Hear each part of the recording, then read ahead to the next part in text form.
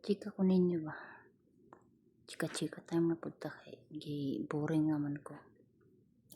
Og naanap ko nahon-nahonan nga chika. Pero gamay ra na siya nga chika kay kung i-reels man ako siya. Iman siya kung 10 minutes man ako siya nga chika. Mabot siya 10 minutes dili man siya ma-upload siya. Pero daghan kaayo. Dili na siya sa masumpay, maputol-putol na siya. So dapat murag naa siya part 2, part 1, part 2, part 3 hanggang part 10. So dapat 5 minutes ra siya, pwede ra siguro. So nako chika sa inyo. Akong YouTube nag-upload ko dito og video, dili siya sa short video, dito jud sa upload video. So na-shock ko sa akong views.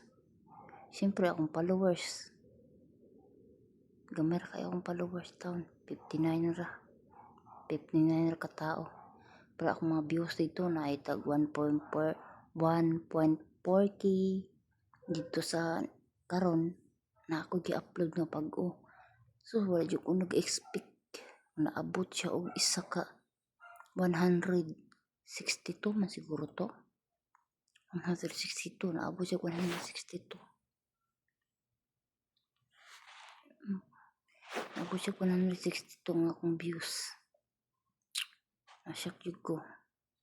Kung kanang 162 o 1,000 plus nga nag-views ako nag-follow pa na sila sa kuha nga lipay po ko. Kaya ang gi-recommend daw ni YouTube is kailangan na kay followers nga 1,000 para tawag para makuan daw ka.